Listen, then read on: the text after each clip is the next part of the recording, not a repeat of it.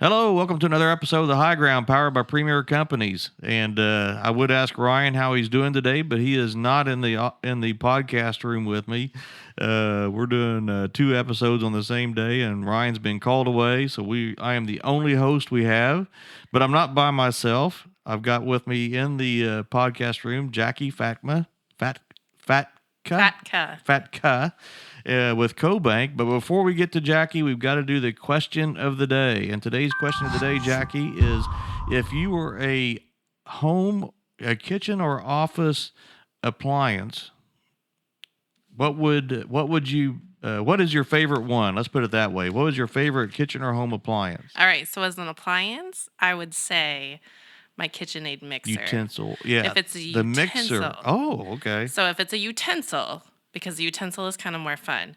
So I in my previous life, I used to sell Pampered Chef, which my husband likes to call Grumpy Gourmet, but they have a pineapple wedger, which is amazing because you can cut a fresh pineapple in like 3 minutes. So you don't realize how effective it is and efficient it is until you have it. And then you're like, I will never not have a pineapple wedger to cut up my pineapple. So my wife probably watches some of these sometimes. Is it like an apple core? So it's like an apple core, but it's bigger. So you chop off the top of your pineapple and chop off the bottom, and then you cut in the middle, and then you just and it takes off the outside and leaves just your good stuff. It takes out the middle too. So oh, really?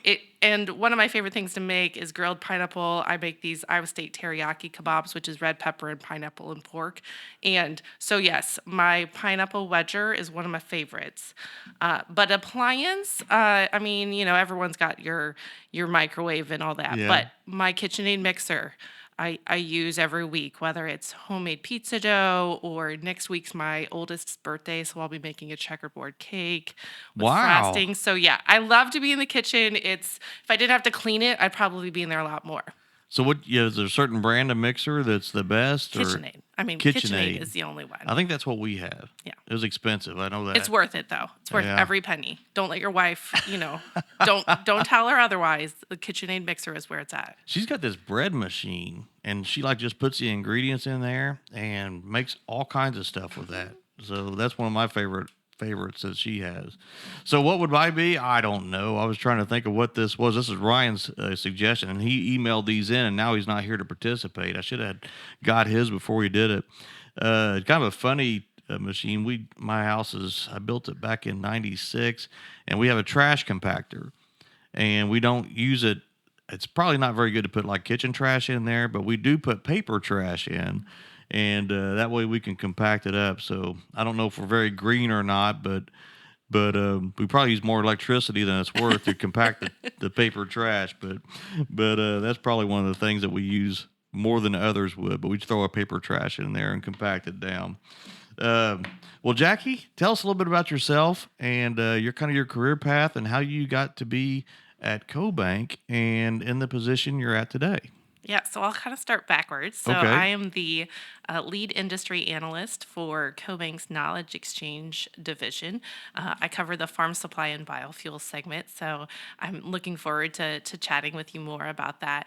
But prior, I just joined with them in January of this year, so wow. Still pretty new. Okay. But my past 20 years, I was an ag journalist, so covering a lot of these issues from a journalist perspective, but in the same industry. Same industry. For those of you here in Indiana, I worked for Indiana Prairie Farmer and Farm Futures Magazine and Feed Stuff, so a lot of great cooperatives. So very familiar with a lot of these topics from reporting them. So I've seen the evolution of things like the Renewable Fuel Standard, evolution of things like Prop 12, right? When it was Prop 2. Oh, my goodness. And a lot of these issues. And a big focus, too, for me, I've really focused on a lot of the policy and regulatory actions that have impacted a lot of agricultural issues. So it's been I never thought that I would leave ag journalism, but the cool thing about ag journalism is you're always learning. You're always learning from farmers and the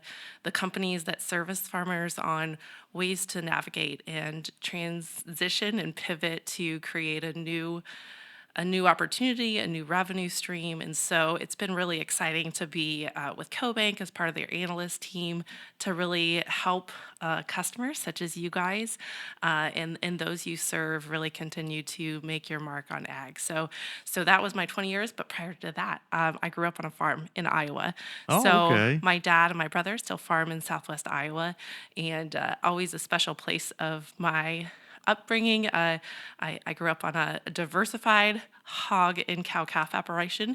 We joke when we all went to college, somehow the hogs didn't quite make the labor needs. So cheap labor went to college, and my dad got out of the hog business. But, a lot of great lessons learned from that. And today, my husband and I, with our 3 kids, live just north of Columbus, Ohio, in Fredericktown, Ohio. Which Okay. the other kind of fun fact about Fredericktown, are you an FFA grad?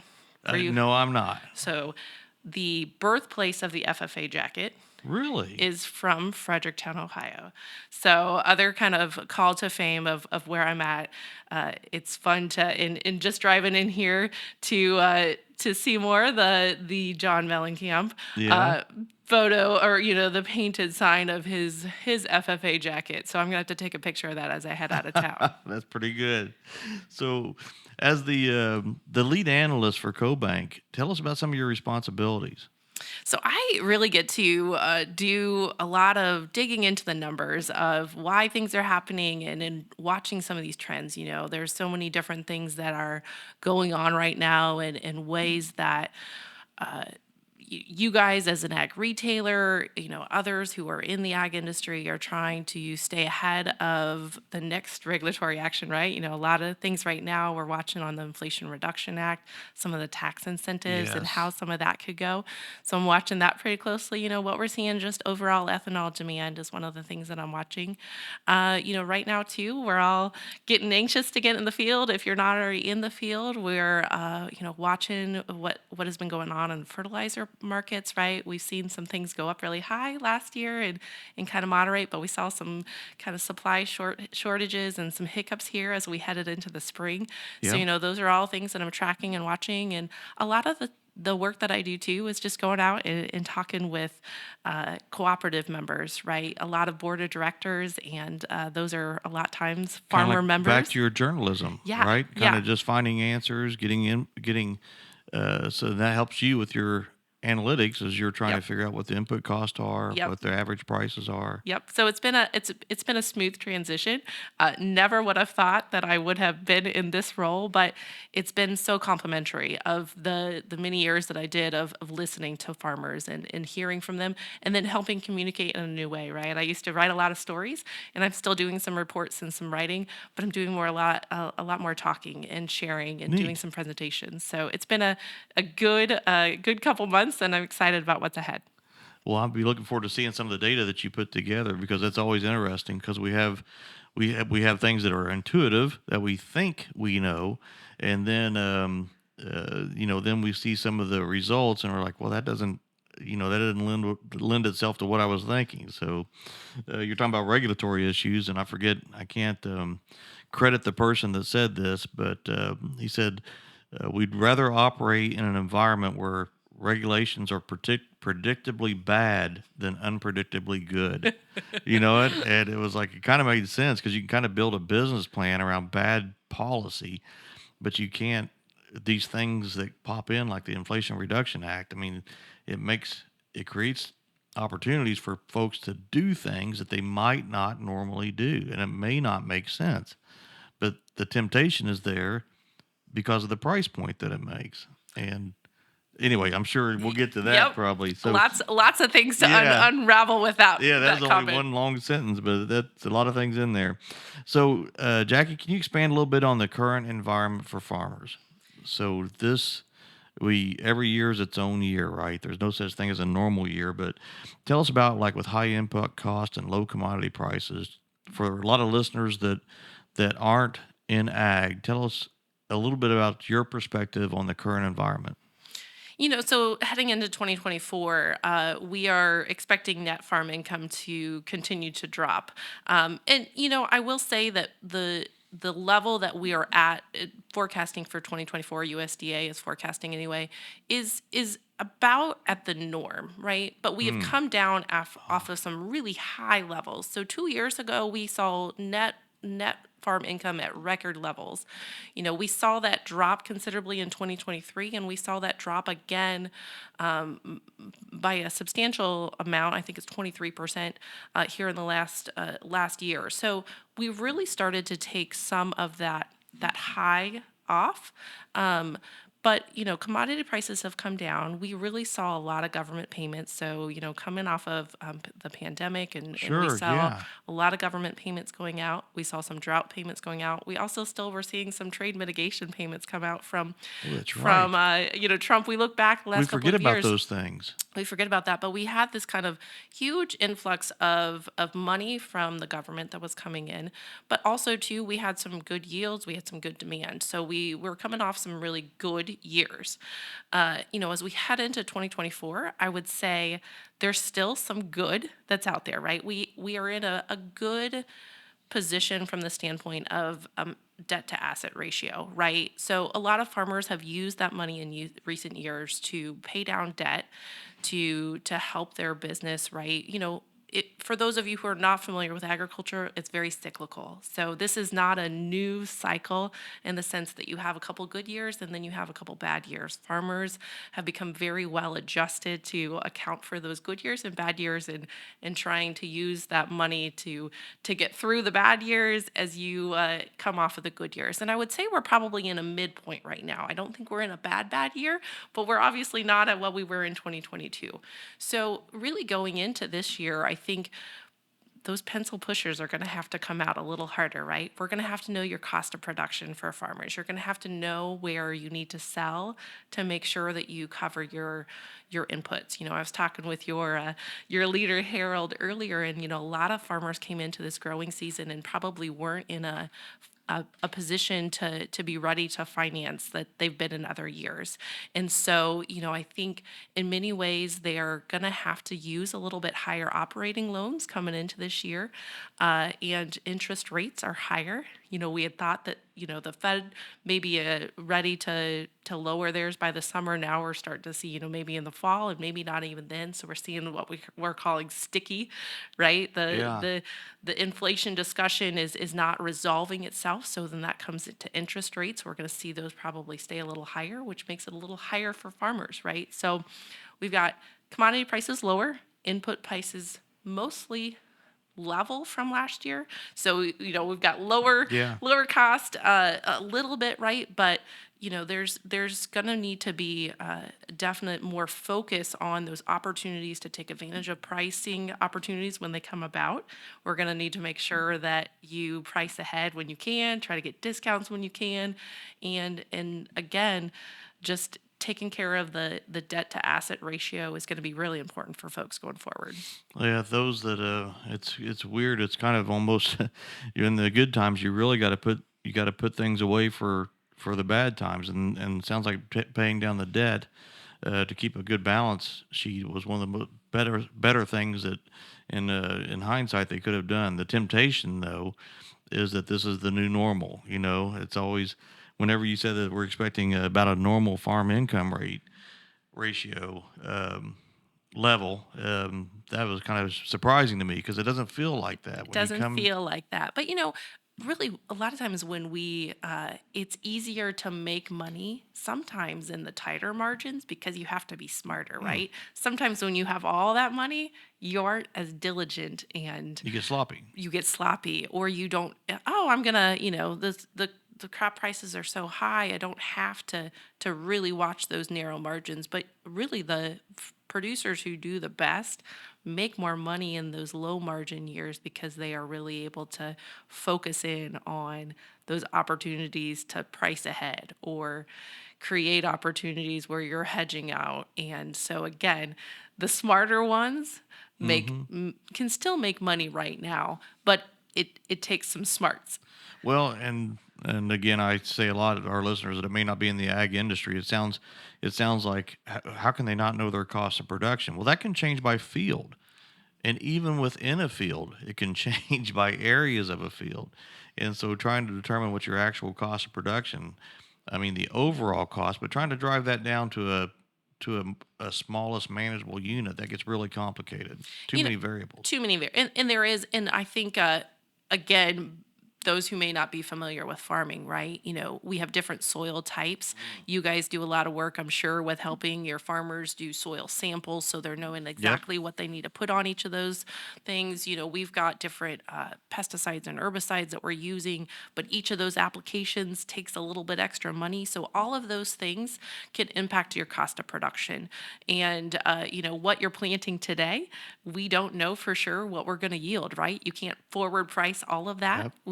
We can hope and pray, but sometimes Mother Nature has its way, and God sends rain sometimes, and others. Last year you guys were kind of in the garden state here in Yeah. Indiana, but my dad in Iowa was Dry. was dry, and they came through and they were able to produce a pretty good crop. But they're also at that weird part right now where their soil moisture levels are a little concerning. So, some of these folks, as they head into the growing season, are going to just continue to hope that they have those right input decisions, right? Seed genetics, Yep. how many applications of different pesticides and herbicides you're going to be using, what nitrogen efficiency you've been able to maintain. And so all of those are different variables that really do create a lot of probably sleepless nights for Yeah. farmers.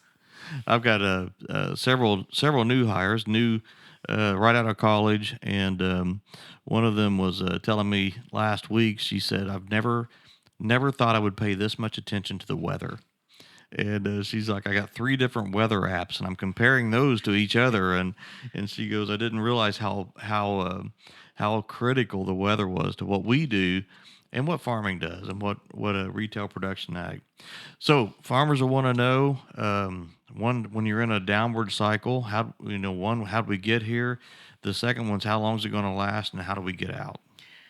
You know, uh, this is one of those that I think we're going to probably be in this. As I mentioned, we agriculture is cyclical, right? So we usually have these cycles where supply and demand, you have to feel out the supply and demand. And so right now we've had some improved supplies, right? Good yields. Good yields, which is good from the sense that, that acre is producing more for that farmer, but then that's going to push prices down.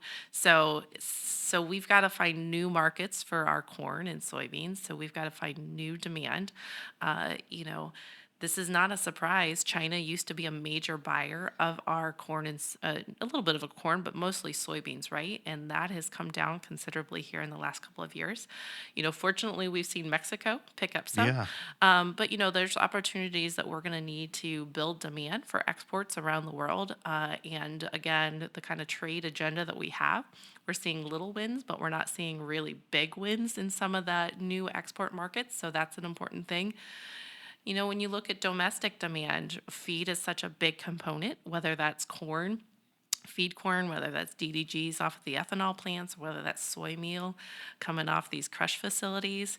And, we're in a lower cycle for cattle. We have Yeah. not been feeding as much because we've seen a lot of droughts. We just haven't had some of the cow calf operation to feed into the feedlots. So we're Which is seeing keeping high prices which in the is grocery store. which is keeping high prices in the grocery store. But the incentive for farmers to really expand the cow calf, the cattle numbers is really not there either.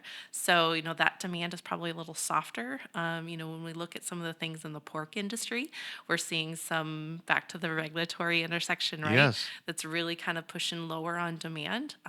Poultry, we could see. Poultry is always a favorable choice at the supermarket. Personally, though, most of the chicken breast, right, is more expensive than pork right now. It And is. so, what kind of pushback you're going to see from consumers, and that goes all back to the inflation discussion as well. What kind of prices folks are seeing at the stores? Do they start to make a decision that varies based on those sticker prices for that? So that all feeds into the demand, right? Those are some of the things that our non-ag folks are seeing, right? They're seeing what the cost of hamburger is at the grocery store, and cost of a chicken breast, and cost of your pork loin, right? Like all those things we're seeing at the store, we're recognizing the cost, but that all feeds back into demand. So you're talking about how do we get out of this cycle for Yeah. farmers? We need more demand, because we don't really want to have a bad crop, right? No. So you don't want the short supplies, and so I think really going forward, that's where our opportunity has to be. But we could see some land come out of production, some of that land that's maybe not as productive land come out of production. So you might see a little bit lower supplies, because of the fact that some of that non-marginal, lower margin CRP acres maybe Sure. coming back in. We could see some acreage come out of some of these marginal fringe areas. Takes a lot of it, though. I mean, you have a marginal ground; it doesn't yield that much anyway. Right now, in this environment, the cost of production is it doesn't work. Right? It's a loss if you plant those marginal acres. But it's hard. It's just hard for a farmer to not plant it. Right? I mean, he's got everything hooked up. He's ready to go, and we've had these past growing seasons where we make the joke goat pastures are making record yields with all the rain, right? So it's just hard to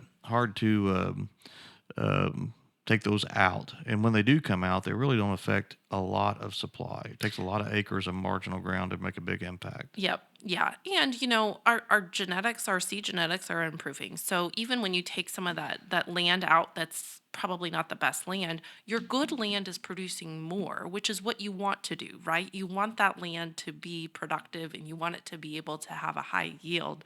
But again, that builds on your supplies. So Yep. we've seen a steady increase in our trend yields. And really, even in some of the bad years, I talked about in Iowa last year, where they thought their yields were going to take a really big hit. A lot of those states east of or west of the Mississippi, we did see a drop in corn yields, but not as bad as we No. thought. So that trend yield, and then you have places here like Indiana and Ohio where we saw, 8 to 10% increase in yields on average, right? So you're making up for those shortage areas, which is a good thing, right? Like we if we've got a bad weather area in one region, we don't want the whole supply to have a huge hit. But we're also part of a world market, right? We've had a couple of years where Brazil and Argentina have had good crop or have had poor crops with some drought. Yep. This year they're coming in, they're going to have a little better. So again, back to the demand, back to the world demand. We're not going to be needed as much to fill some of that demand need from around the world because Brazil and Argentina are back in the game. Yep. So bulls and bears, what will all this have? What effect will this have on farm ground pricing? So, right now we're really seeing farmland is probably finally to the point that we're not going to keep pushing higher. Wow. Maybe we start We've to. said that a few We've said that a times. few times and we stabilized. But I will say, farmland is almost always regional, neighborly, right? If that farmer has his neighbor's farm come up, what's he gonna pay for that? Oh He's yeah. gonna he's gonna pay for He's that. coveted it. He's coveted it, right? So you've got to make sure that you're in a position to capitalize on that farm when it comes up, right? But our interest rates right now, It's just brutal.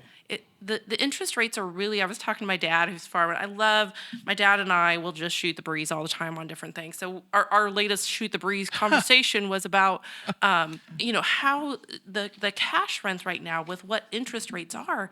Cash rents actually pencil out a little easier for some people right that's now. true, yeah. If you're looking at 7 or 8% interest rate on a $10,000 piece of land, right, per acre, that doesn't match up to what you need for a $325 per acre cash rent, right? It makes more sense to cash rent than to pay the interest rate on that $10,000 per acre piece of land.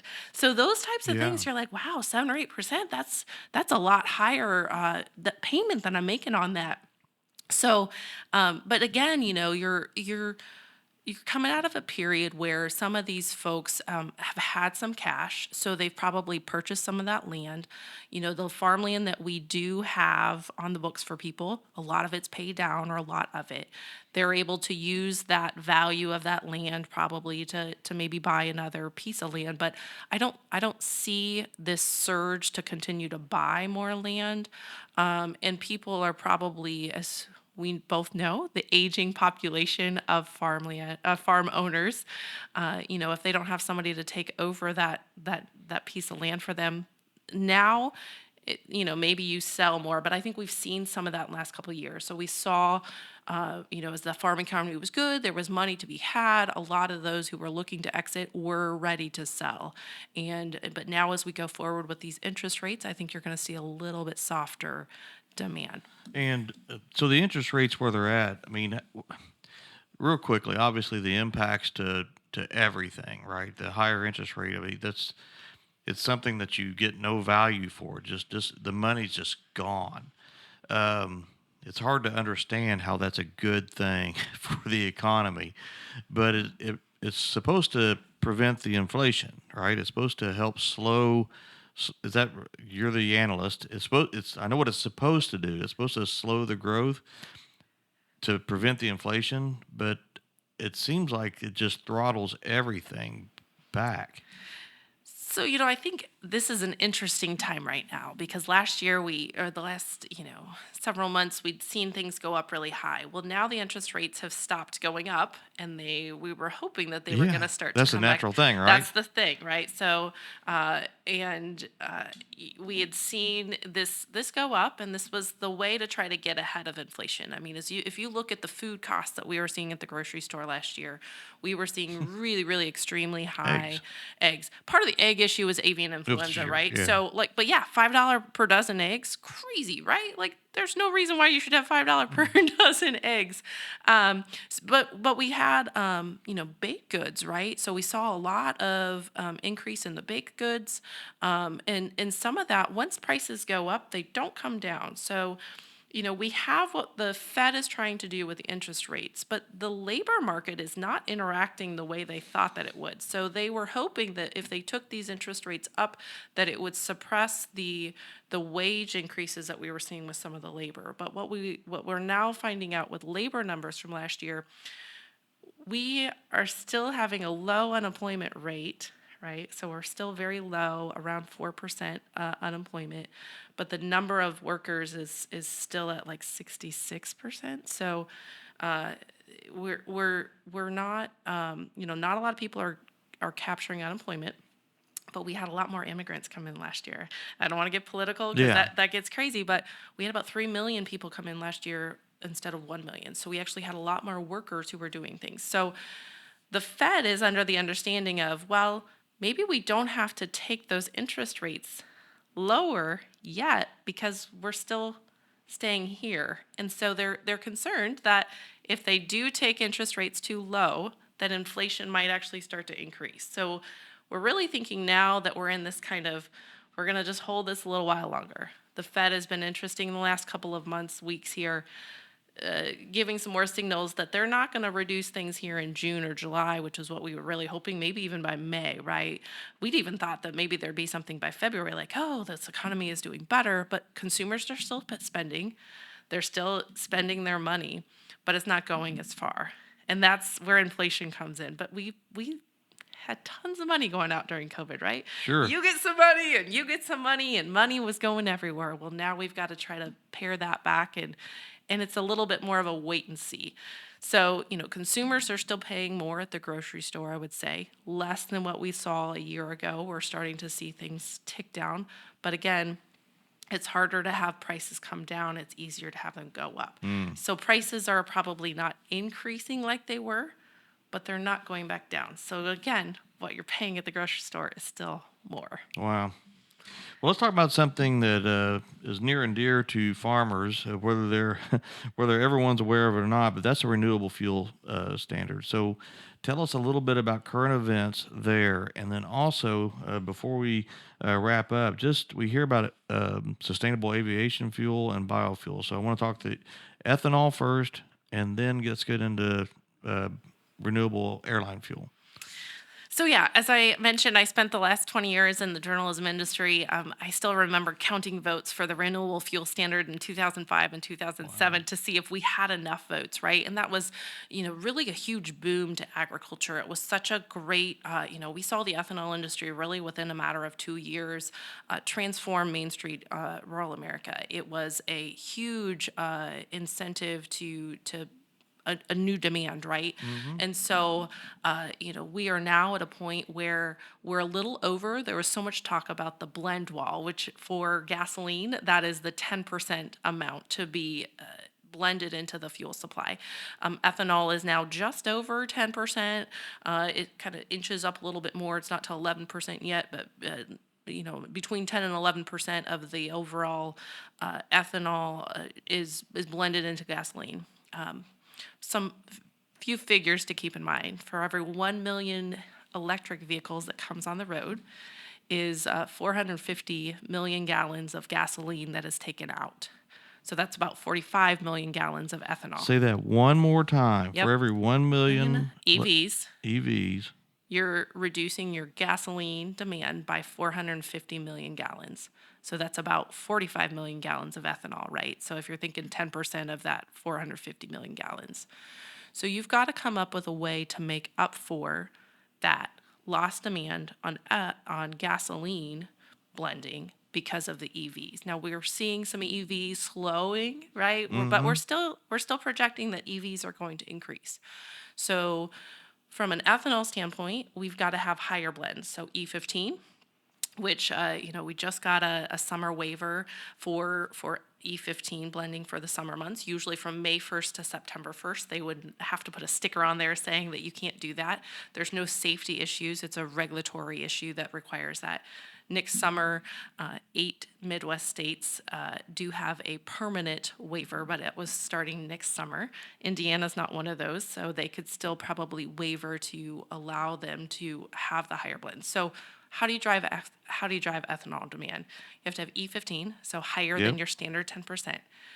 There's some blending pumps that allow you to do E30, E20. Those are few. They're We have one, but for people to select, they don't know. They don't understand Yep. some of that. Even though, some of the studies show that E30 is actually one of the best levels, better than E85, right? So we are seeing some E85, but again, I remember right in the chicken and the egg 10 years ago, right?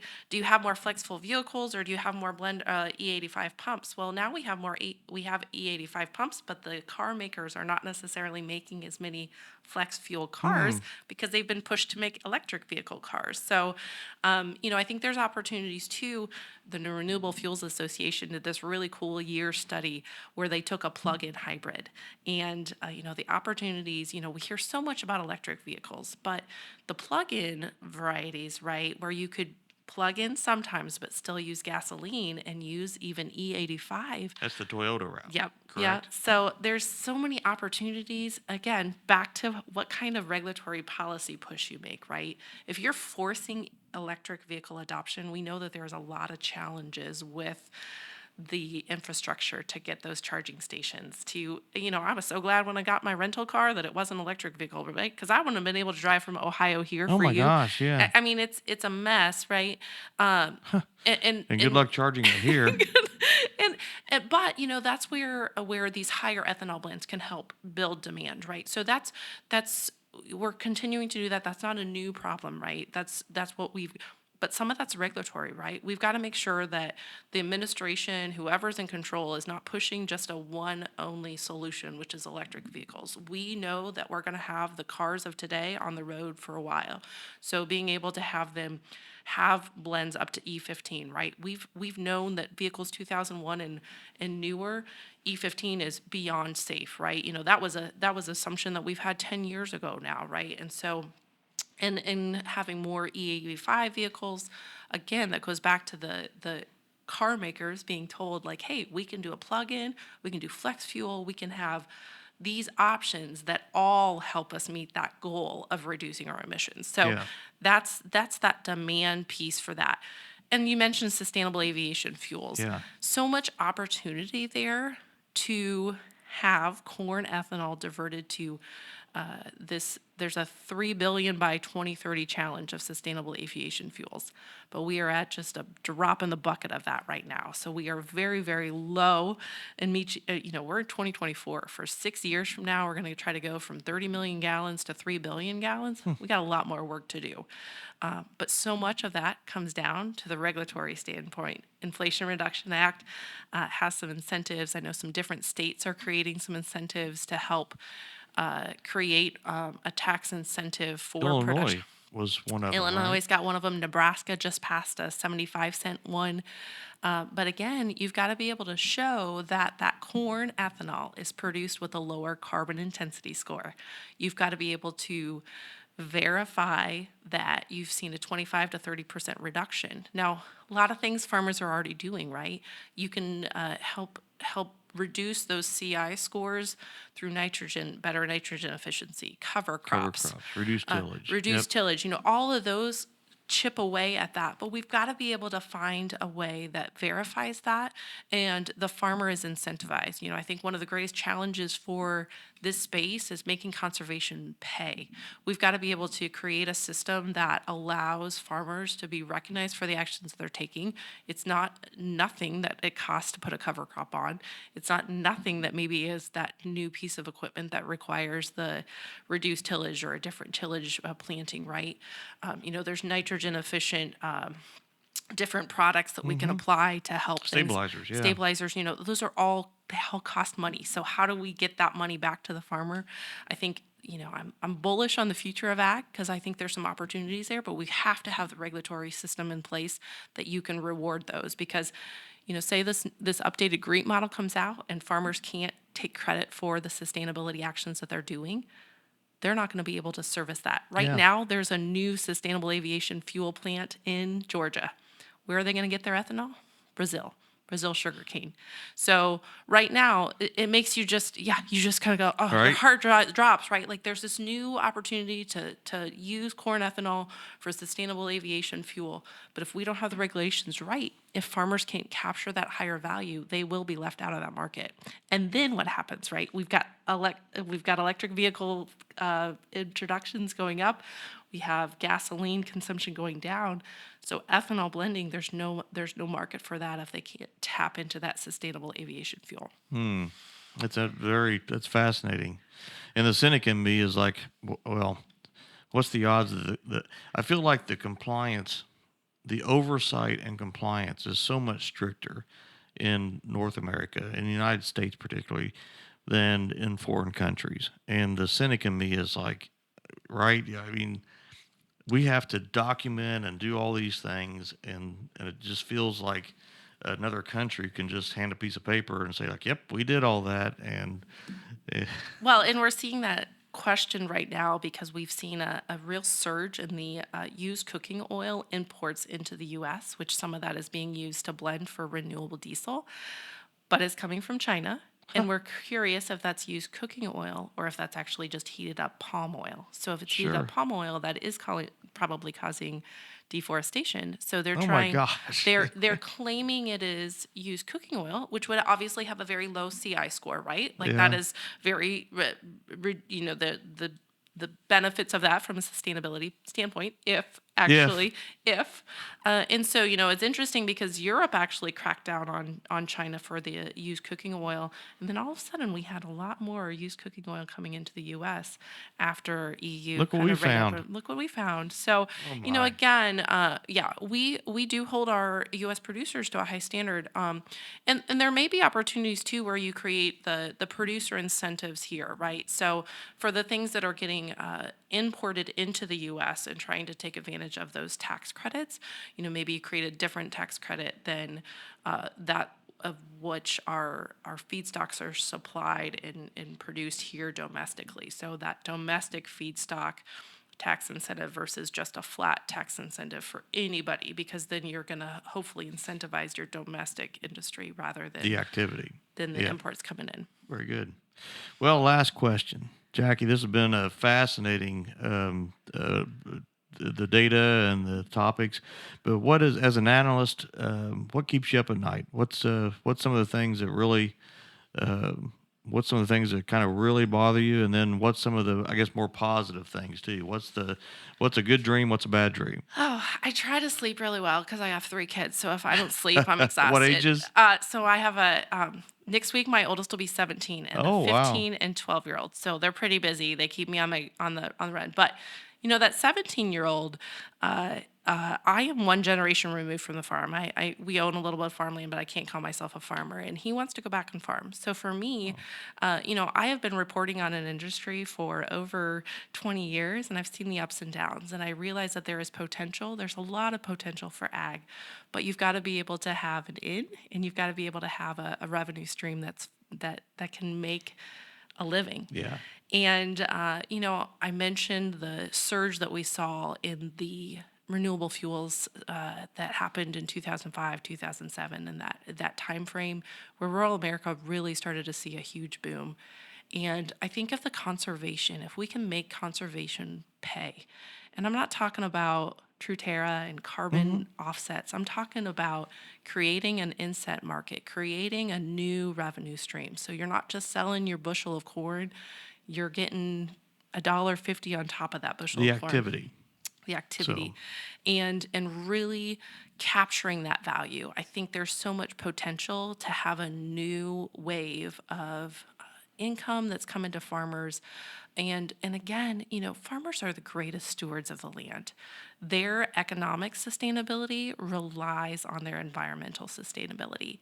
And so for them, it makes sense. And we've got these companies that are trying to step in and really are making significant steps and putting money into some of these actions. And so, if we can get that money direct to farmers, having less of that middleman come in and capture all that, right, but more money going to the farmer, I see that as a huge opportunity for rural America. And, for me, I grew up on a farm. Farming is in my roots, in my blood. And there's nothing more greater than for me to see my son want to go back to farm.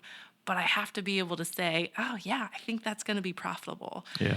And so that's where you see all these intersections of the problems and opportunities that face agriculture, and how do you create a system and encourage the understanding in many ways, right? So much of what I get to do now is just to dig into the topics, dig into the issues, but also encourage people, look outside the box, look for ways that you can provide that revenue stream, or create those partnerships between PepsiCo and the farmers that they're trying to help do no-till and cover crops. There's new opportunities coming, and I'm excited to watch those, because I think if designed well, it can be a new opportunity to really take ag to a new level, and get to a new cycle, right? Like, we thought that we were at Yeah. a good time, but now we're back down, so we've got to find a new thing. And that's the cool thing about farmers. They're always looking for the next thing. They're innovative, they're very smart. And again, back to that economic sustainability feeding into the environmental sustainability. Yeah, and I think at Premier Ag, that's kind of one of the things we talked about. Oh, 2 or 3 months ago, we were trying to think about what is sustainability going to mean, and how can we connect as a co-op, as as a farmer-owned cooperative. We're in a better position to connect our farmers with with someone, right? And this is, it goes beyond just like you said, it's not about the carbon cores, and it's about the activities, right? We know if you plant this cover crop, this university has established that good things happen, right? That you can sequester carbon with this activity. There's just got to be a faster and an easier way for a farmer to participate in that market and satisfy the needs of the individual or the company that wants this activity, and then also satisfy their need to be able to do it, complete it, and check it off their to-do list. Yep, yep. And then And that there's ag retailers are trusted, right? yeah, You guys, the farmers trust you, and they are trusting you more than PepsiCo, right? And that's the unique opportunity for ag retailers to come into this space too, to provide that trust and encouragement for the farmers to make that conservation decision. When we talk about cover crops, right, we know that they help weed suppression, right? So they can reduce your pesticide use. There's so many other benefits of cover crops. You've got your soils that are able to retain water. So when we have 5-inch rains that come down, right, we can protect those soils. And, so educating, right, helping them Yep. understand that. So kudos to you guys to help being out there. And there's a lot of great opportunities, I think, coming forward on that. And that's one of the things about the podcast is we try to educate, do a little bit of entertainment. We have a good time while we're on here, and just try to advocate also for our industry. Jacqui, thank you very much. This has been very informative, and I hope our listeners appreciate the data and the insight that you brought. And that's going to wrap up another episode of The High Ground, powered by Premier Companies. Jacqui, thank you for joining us. It was a joy to be with you. Thanks so much. Please like and subscribe. Thank you very much.